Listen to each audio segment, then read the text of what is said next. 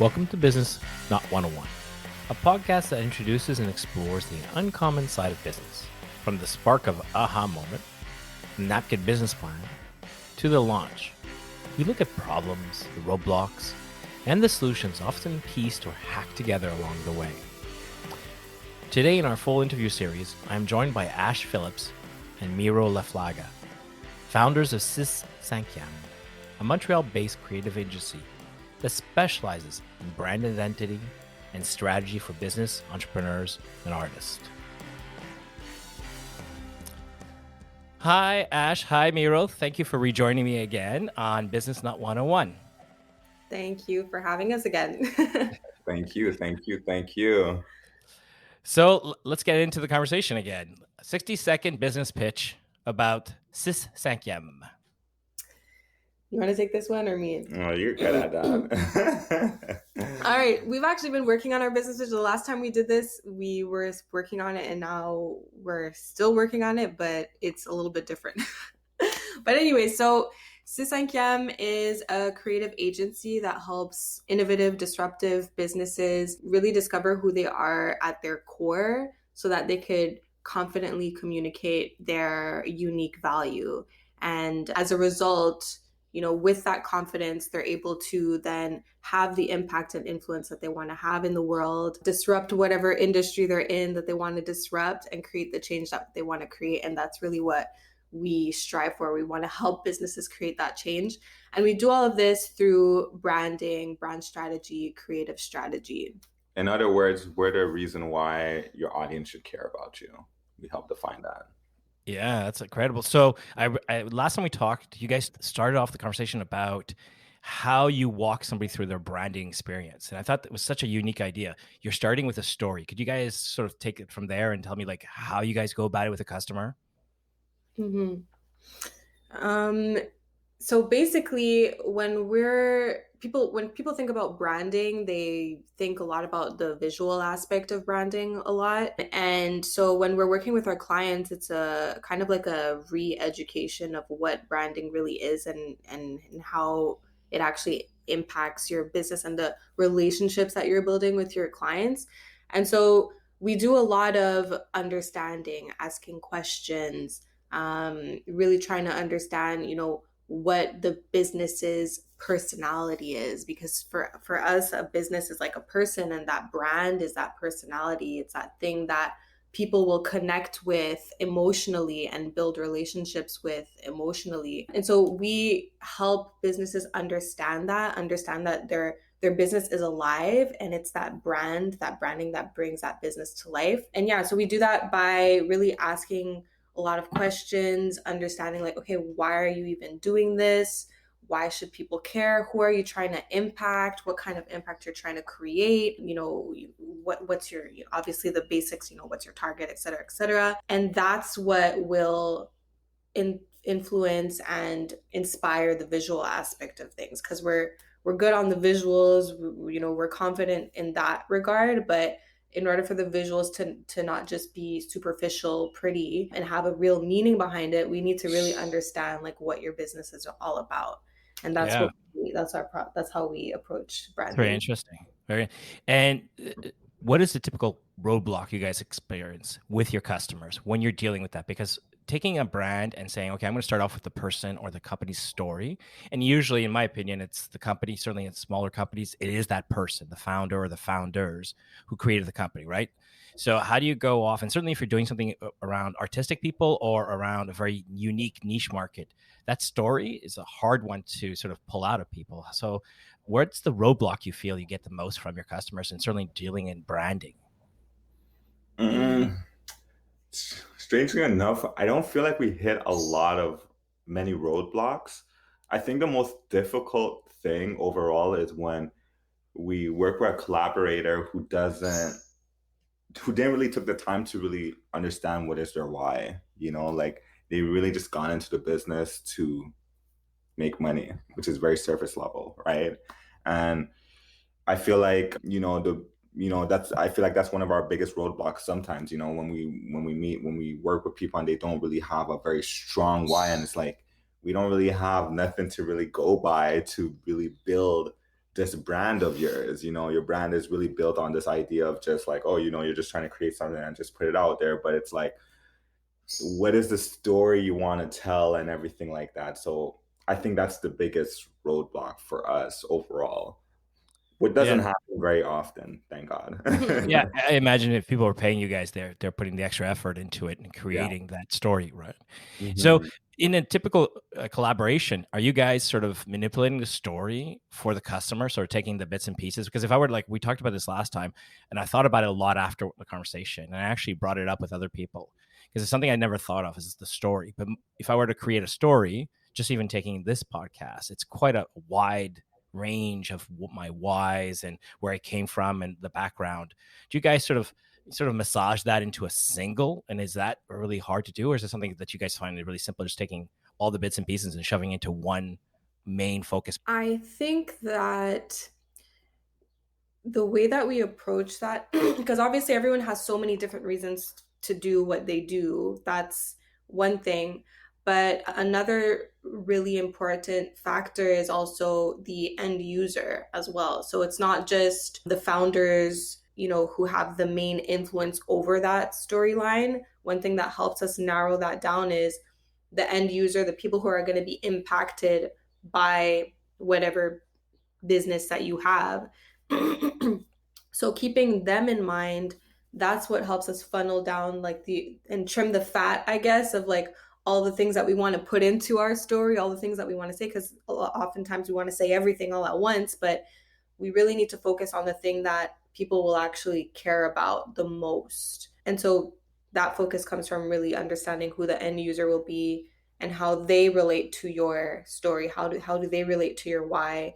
And why is that important to them? How does that influence or impact their life or their lifestyle? That's what helps us kind of narrow that message down. Yeah, and it comes very easy for us as well. Like when we speak with our collaborators and or anything of that nature, and they're telling us about their story and where they want to go, and their short-term, long-term vision, all of that just paints a picture in our head, and after the call or after our discovery phase, me and Ash is just like, yeah, this is the direction we're gonna take, and we start creating our mood board and everything like that. So it comes so much more easier once it comes easy for us. Like, not gonna lie. No, I guess, is that something unique for you guys? Because not everybody can say like, I couldn't create my own brand. It's something that you guys could, if you had to take it to yourself when you created your own brand, did you go through the same process, or did you find it harder doing it for yourself and easier for somebody else? Like, I can consult somebody else, but sometimes I have a hard time taking my own advice kind of situation. Mm. Mm-hmm. Did we put I don't did we put thought in our brand? I think Like so. Like, kinda. I don't we know. we we didn't put a lot of thought into like the I mean, we did, but because we're working on ourselves and we know ourselves, I guess it was faster in terms of like creating the logo and things like that. Like we did it in like less than a week, I think.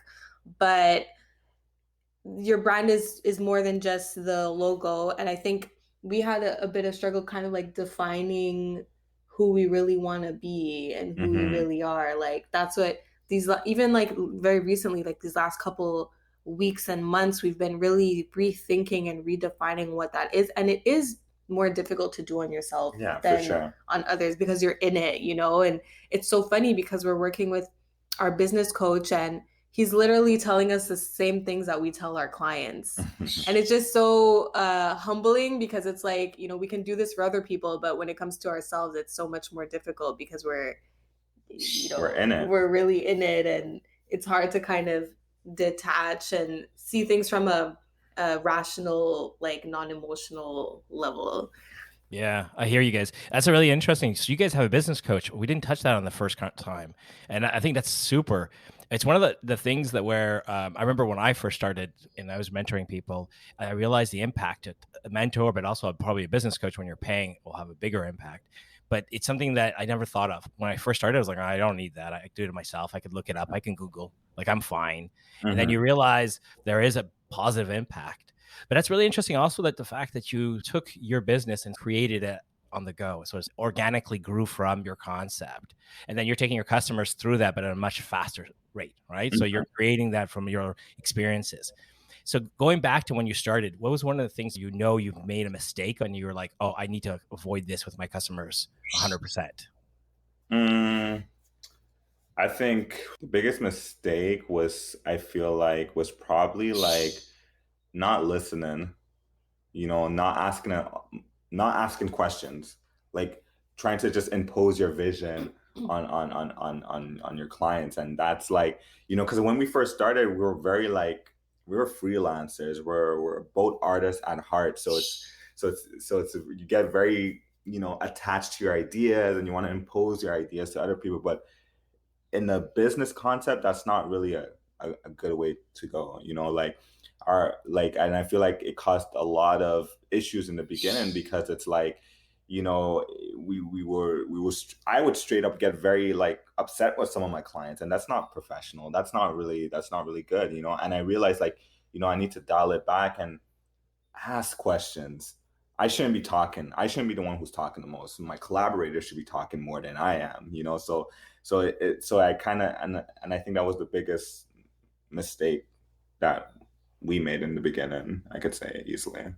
Yes, that's a really great point. I think that's a mistake most people do, is we start off and we have our vision and we push it through and Yeah. we become anchored to our ideas. And that's a really good point, is listening. It's something we never get taught. Years ago, I was at a Dawson, I think it was 3-4 years ago, when they had the Entrepreneur Week. And there was these two psychologist professors who came in and they talked about listening, and they sort of put us through a 30-second kind of like course. And I had to turn to the person that I didn't know next to me and listen to them for 1 full minute without saying a word and not thinking about what I was going to answer to their point. And that was the hardest thing to do. And now I sort of trained myself to listen. But sometimes you can go too far where you're just always listening, but then you need to sort of take that to the next level. I think that's true. But still, sometimes with customers, yeah, it's very difficult when you're an artist, right? Because it's not the same thing as like putting out a spreadsheet. So it's really interesting. Yeah. Yeah, what you just described is radical listening. It's called radical listening. We've done that. Yeah, we've as been well. practicing that a lot. Yeah, it's hard, eh? It's one Yeah. for myself, because I'm a talker. So Mhm. it's the hardest thing. Just it's like sitting on your hands and not moving and being like listening. Really difficult. So when you typically now go through a customer and you say, okay, hey guys, here's what I envision. Does the customer come back and give you different ideas, and you guys have to sort of like create a balance between your vision and the customers? Or is the customers most of the time, or almost all the time, very receptive to whatever you guys create and say, that's it, no worries, I like that? Most of the time, because of our process is very collaborative, and so it ensures that we're on the same page from the very beginning. So when we do branding, we'll often either start off with like a kind of like an interview session where we're asking a million questions and really diving deep and trying to understand, or we do a brand sprint, which is like a series of activities, quick, timed activities, collaborative brainstorm activities to really understand what the brand is. And so when we're going off of the same information and going off of these discussions that we had together with the client, we're all on the same page, and we all know, okay, based on the conversations we had and the information we gathered, these are the goals that we're setting out. This is a vision, because we all agreed that this is what it should be. And because we take our clients on that process with us, in the past, we didn't used to do that. In the past, it was internally, we would have those conversations, and the clients would sometimes express doubts because they're not inside of our heads. But through doing this process, we bring them along the journey. We bring them along the way that we think. We bring them inside of our heads, and they understand. They have a deeper understanding for why we're going the route that we're going. And so there's less resistance, because they're like, oh yeah, that's exactly what we talked about. We're all on the same page. That's really interesting. So you noticed the difference. So your original was like, that's what I was thinking. You created it and then you sort of presented. That's the typical way agencies work. They sort of present the ideas, and oftentimes you get pushback. I remember on many projects I've worked on, people would get huge pushbacks because it wasn't at all the vision the customer had. But you guys are basically taking the customer through the process with you at every step. That's really an interesting aspect, and that's something that's not common. I was gonna say a lot of designers don't like that. the how could I say the snobby designers don't like that, because they feel that, like, and I hear it sometimes, that they feel like, the people who are not designers need to stay out the room, and let the designers create.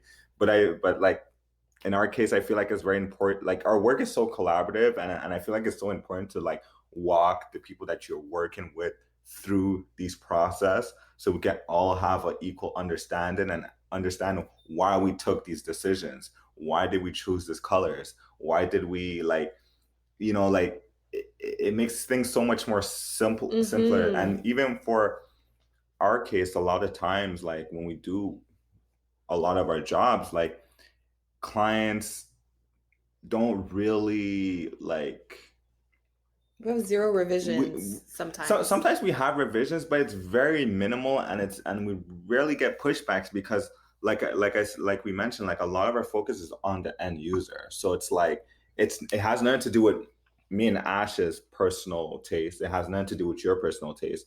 It all got to do with the end user, The and customer, yeah. exactly. And we build out the personas. We took time to really understand the approach and how we're going to really put it out there to create this branding or this project, So it has nothing to do with our personal opinion. So a lot of times we always bring it back to be like, okay, well, this is what the end user, we're building this for the end user, and this is what they would like. And it doesn't take away like, and like, you mentioned like some designers are very like protective over like their expertise, and it's like, I'm the expert, but like it if you don't have to argue that you're the expert if you're bringing them along the journey. If anything, I feel like it adds to the experience and to the creative process when you really have like that connection, deeper mutual understanding with the client, rather than kind of going off what you think is best. And what you think is best is probably what is best, but Yeah. the client doesn't know that. So when you're Yeah. bringing them along the ride, it really enriches the process even more, and you waste less time because you know exactly what needs to be done, and you know that there will likely be very little objections to that. That's interesting. So I like that. One of the things I discovered when I do a lot of mentoring is that oftentimes the people I'm mentoring with, they don't even know the avatar of their customers really well. They sort of have a very general, like it's people with It's cash. everyone. Yeah. And that's not accurate at all. Is it one of the stumbling blocks you have? Because often if you're saying that I'm creating this for the customer, but then you need to know exactly who the customer is, who's going to be the paying customer, not just the audience. And do you guys often have a disagreement with a customer? Like you see when you're talking to your client, like going, I don't think that's your customer.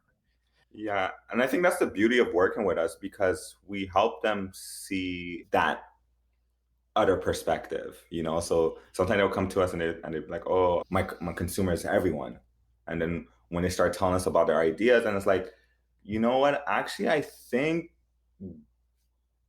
this specific target market might benefit from your product or your service as well, and they'll be like, "Oh yeah, I never thought of that before," And then we slowly start building up the personas, and we start throwing ideas, and that's how it usually build up because it's like I feel like they don't say it explicitly, but I feel like they're kind of want us to tell them who's their target market, kind Yeah, of. I think that when people say it's everyone, it's not that their target is everyone, it's that they want everyone to be able to benefit from their product. Obviously, they want to, because a lot of the times like their business or their service or their product is like, something that they strongly believe in, and they think everyone should use and everyone should need this because it'll help people. Hmm. And so that's why they say everyone, not realizing that when you really think about it, not everyone actually needs this service as much as it would be nice.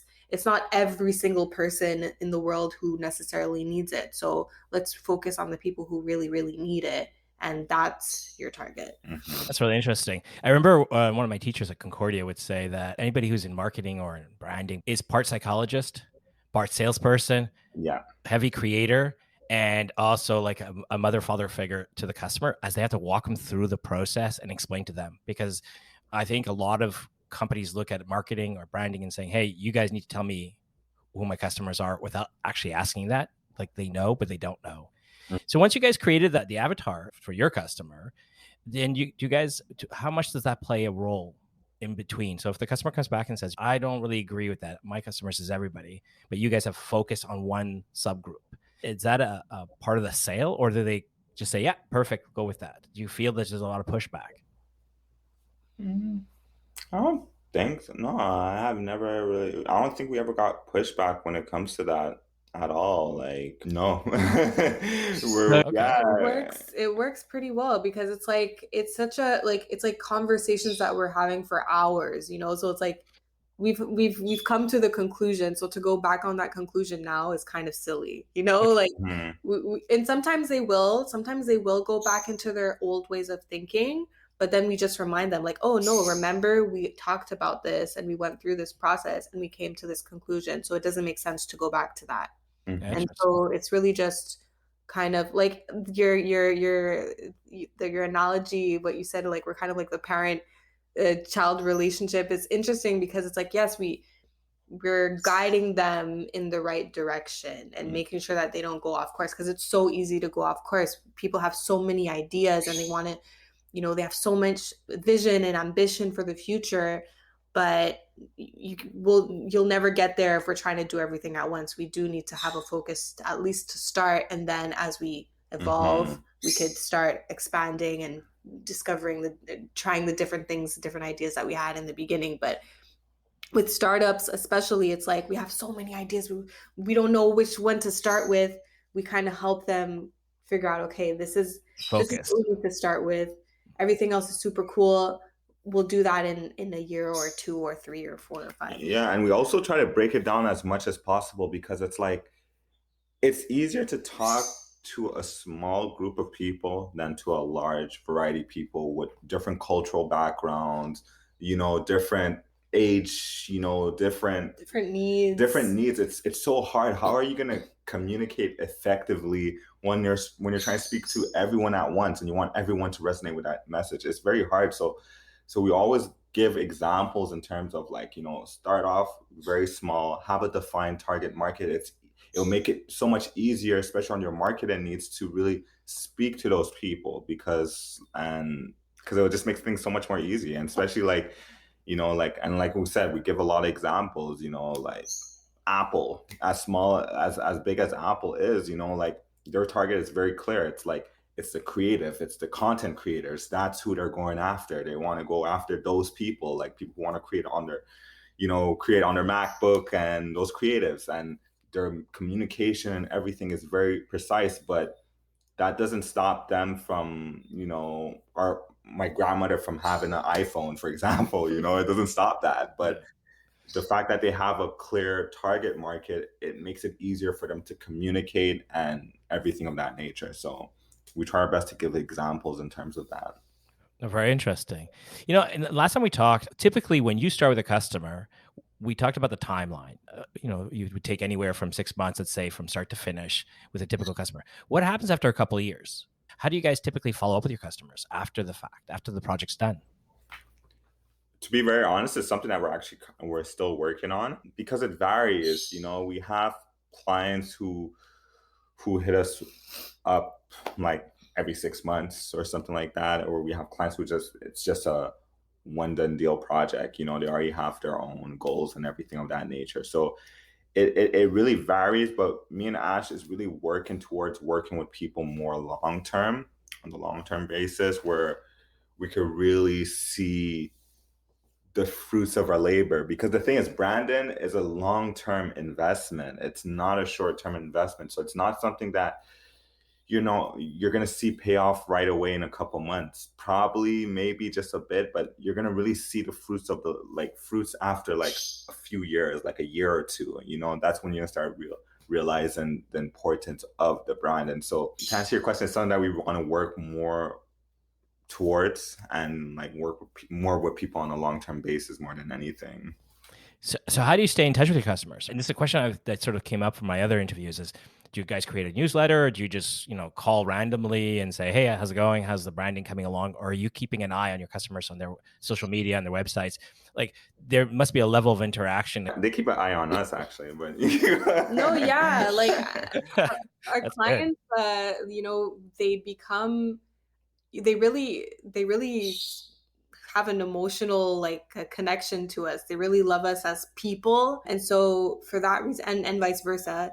And so for that reason, they'll often stay connected with us, but the other way around, like we follow all of our clients whenever they come out with new products and things like that. Like, we'll reshare the stuff that they're doing or show our support for what they're doing. So we're we don't see them just as clients. We see them as kind of part of a community, and we're helping support our community at the same time.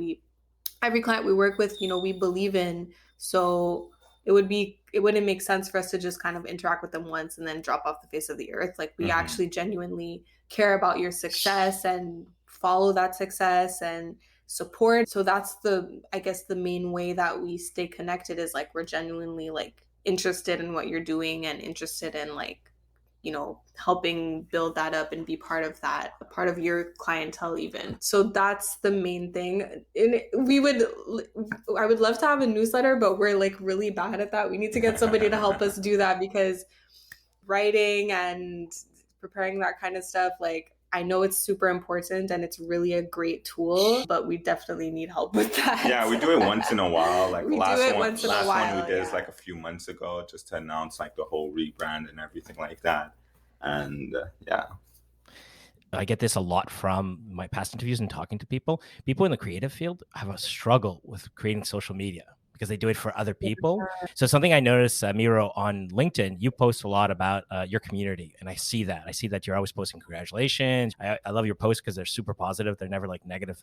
Even if it's a negative subject, I love that the fact you still put a positive spin on it, and that's really cool. But it's something that I'm always curious about, because what happens is that if your customers today, it's okay, you can handle 100 customers to 1,000 customers in this sort of organic, open, flowing relationship. But what happens when you guys start growing internationally? Like, what do you guys do then? Are you starting to look at expanding your teams, bringing assistants, virtual assistants, or are you going to bring your own social media team to come and help you guys? Is that in the future, obviously? It's so funny that you mentioned this, because this is something that me and Ash, we've been talking about a lot. Like, the scalability of our company, like how far we want to take it. Do we want to turn this into a operation where we have like 1,000 employees? Do we want to keep it very niche, where we only have like very tight, small, tight knit 30 employees, and just it's a family thing? It's hard to say, but with the ambition that we have, I feel like we're leaning towards more to having 1,000+ employees and stuff like that, based on the ambition that we're having. But like, for sure, like I want to incorporate just different skills and expertise in our company as much as possible, and having someone like who does social, 100%, why not? I would love to do that, because I don't think I'm good at it. Ash doesn't feel like she's good at it either. Like, we would like to have someone who's better than us, who could do these things, and that we can learn from as well too, so we are little by little exploring different things, like having different people come in on board and just try different things within our ecosystem. But yeah.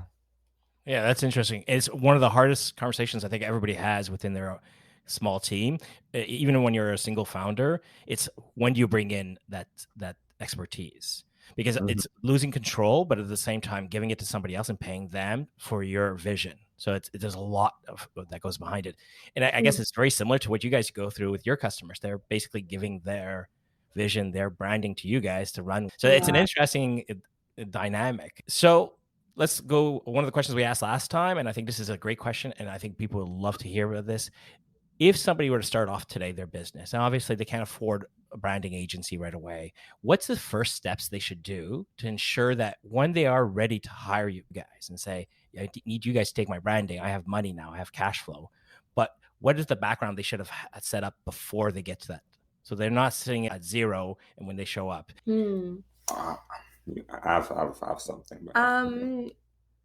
What were you going to say? If you know what you want to say. I was going to say, make sure that you already tested out your product already. Like, you already have whatever product you have or service, that you already tested it out already. Like, sometimes people contact us and they want us to brand their business or their idea, but they haven't tested it out yet to see if it really makes sense, So it's like, why are you going to invest this money to do branding, and you're going to probably test out this product, and you're going to realize that, oh my God, like, this is not the right target market. I'm changing my idea and everything. And this branding is not going to be reflective of that product and service. So make sure that the product and the service, you know exactly what it is and you tested it out already. On my end, what I would say, I think it's really important to really know your business because that makes our job a lot easier. Obviously, like we'll do what we have to do to help you come to those conclusions, but one thing that's really helpful is to really have a deep understanding for your business, for your vision, for what your goals are, where you're trying to take this. So having, doing that internal research on yourself, testing out your ideas as part of that, having an MVP, testing it out, making sure that, you kind of have narrowed down who this is for and how they actually feel about it. That's all really important information and data that we could use to help create an even stronger brand. So that's something that I think is really important because a lot of startups, some are more experienced and know that they have to do that, some don't. They have zero business background and they have no idea. So for those types of people, I think it's really important to just know your business like really well and know where you want to take it, understand what you're trying to do with this, have understanding that your why as well as part of that. That's a great answer. So, what would you suggest somebody starting up their branding business is just at zero ground level? What is the social media outlets that you suggest somebody use? And is it product specific? For example, if somebody's offering a service, they should use XYZ social media, or if it's a physical product, it should be this social media. What do you guys suggest to customers when they start off to make it as easy as possible to sort of amplify that noise and continue with you guys later on? I would say, honestly, use the social media that you're comfortable with. I don't think it's a one shoe fit all type of scenario or type of thing. Like, really use the one that you gravitate towards. So, like, if you're someone who, like, especially if you're starting off and it's just you as a founder, whatever the case may be, and it's like, okay, Twitter is more of my outlet, then use Twitter as your main thing starting off. If it's Instagram your main thing, use Instagram. If it's LinkedIn, because the worst thing that you could do is just have a social media account where it's just like zero activity on it. It's just like you could tell that there's no effort put into it, and that could probably hurt your brand more than you think. So it's better to have outlets that you enjoy using and you're familiar with, and you could just kind of just get your feet wet, and then as you get comfortable with that, slowly venture off to other outlets and try and see things, because I don't believe that every brand needs to be on every social media. I don't think like everyone needs to be everywhere. That's just my personal opinion. I feel like just use the ones that you're comfortable with and just stick with that and slowly grow from there. Also the ones where you would find your audience. your audience. So, where do you see branding in 5 years or 10 years? How do you see the market change? I think that there's a lot of tools out there now. Like I'm pretty sure like artificial intelligence and things like that is going to come in handy, or tools that are very like a lot cheaper, like Fiverr and things of those nature are going to become very popular. They already are becoming popular. And so because the execution part, like the tangible things are going to become more popular, that I think the shift and the importance is going to go more towards your brain power, your ideas, things that can't be replicated by a machine or by, your average freelancer.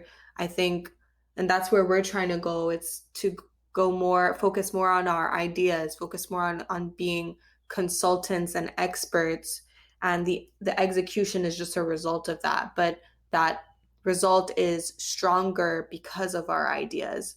So I think the focus on good ideas, strategy, really your brain power is what the focus will be for bigger agencies or businesses who have maybe more funding. That's where the focus will go, because you could get anyone to do a logo for cheap, but do they have the right strategic mindset that will help you take it even further. Mm-hmm. Yeah, that's really interesting. I actually met this person who created an AI for content creation. So you put in the basics, and then the AI will actually create pieces of content for you. Do you see that as that I have to start investing in something that be able to create content quickly? One thing that we don't do things quickly. So That's a great point. we're very, we go at, like, we like deadlines and stuff like that, but like if you're trying to hire us to do something quickly, we're not the right people to work with. So it's But like an open deadline. yeah, so like, to answer your question, yeah, definitely we would love to work with people who work with those type of technology and those type of like tools and stuff like that. Like every day, we see ads for all these new apps and these new software, and they're super cool. I have nothing wrong with them, like, especially someone who understands it and can still execute it to our standards. Nothing wrong with it. Like I said, I feel like there's going to be, as the years go by, I don't feel like how you execute the things really matters. It's really the thought process, the ideation part, that's going to be more valuable than anything. That's how I see it. Great point. Well, I think we've covered everything about branding in Six Cinquième. So now comes my favorite part, which is the rapid round questions. Now, you guys remember this from last time, so you guys ready? But they're going to be new now. They won't be the same ones. Okay. I don't even remember the last them, one. so it's all good. I won't even go that it wasn't a memorable experience. So, okay. One question I love to ask everybody, I think it's such a cool question. Originally I was going to sort of put it randomly, but this is one I ask everybody. What is the one book that had a big impact on your business life? Oh shit. Okay. On my business life, I would say, as cliche as it sounds, Think and Grow Rich by Napoleon Hill. Like that's a book that really like shifted my mindset, and just my whole mindset just changed everything. So I say, for me, definitely that. For me, honestly, I need to read more, so I'm kind of embarrassed right now. But I guess when we're talking business life, I'm thinking also about, business life balance as well. So I guess one thing that really helped me, one book that really helped me just in general, is The Power of Now. So really understanding how to be in the present moment and not overthink things and being in control of your thoughts. I think that's one thing that's kind of helped me on a personal level, but also on a business level as well. Like knowing when to be in the present moment and not think too far ahead and get anxious or overthink things is really important. Also, another book I read recently that also had an impact on my mindset too. I just forgot. Emergent Strategy by Adrian. I forgot her last name. Adrian Marie Brown. Yeah, that was. I don't know if you ever read that book or heard of it No. before.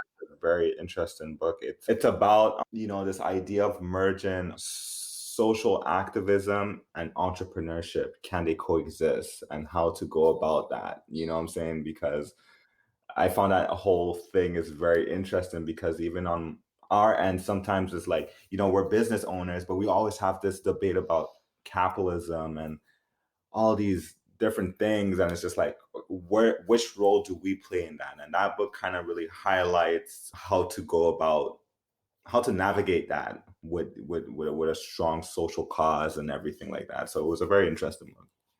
Excellent. Thanks. No, I love this question because a lot of guests come up with a book that I never even heard of. So it's really interesting. So the one question I also like is, how do you manage stress? Certainly you guys work together and you live together. So I think it's a lot that goes into it every day. So how do you guys manage stress? By chilling, really, by taking the time to, I feel like we say this a lot, but taking the time to be bored and setting boundaries for our work-life balance. We used to work without any schedules, any boundaries at all, and we would work till the late hours of the night and super early in the morning. And now it's like we have a strict cutoff time, because for us, that cutoff time, that time to relax, is part of our ability to be productive. It's part of our productivity. So doing nothing, we've, with COVID and everything, we understood that taking the time to do nothing is super important for your productivity, for your ability to really do your best work. So yeah, we try not to feel guilty about taking time for ourselves. Me, I have three main things. Like that's one of them. So me, it's working out. Like that's how I manage my stress. I work out a lot, and cannabis. I smoke my cannabis. Not gonna lie, that helps me manage my stress. And I'm a big gamer as well too. I play a lot of video games. So those are my 3 or 4 go-to, including allowing yourself to be bored. My go-to to help me kind of like manage my stress and just kind of and allow me to kind of unwind. Like I need to Yeah. unwind. That's how I manage my stress ultimately. Yeah, because dealing with customers 24/7, it's not like you guys are building a product and getting feedback. You're actually having to deal with customers and create their product. So it's a lot of stress. Mm-hmm. I want to thank you guys. It was amazing again. Thank you for all your wonderful answers, and thanks for joining us again. Thank you for you for having having us. Always an awesome conversation. I remember the last time the conversation was super interesting. You're like, wow, this is so cool. And Yeah. it's the same the second time around. So Thank you. And for sure, I want you guys back in a year. I want to see where you guys are and see how things are moving, which if your vision's still the same as it is today, because I think that's really the fun part, watching people and seeing how they change. Yes. Take care. Thank you for having us. That's it for this episode of Business Not 101. I'm your host, Eddie Bousset. Thank you for listening. And if you like this, please follow for more amazing interviews, contents, tips, and strategies that can help your own business grow. Until next time.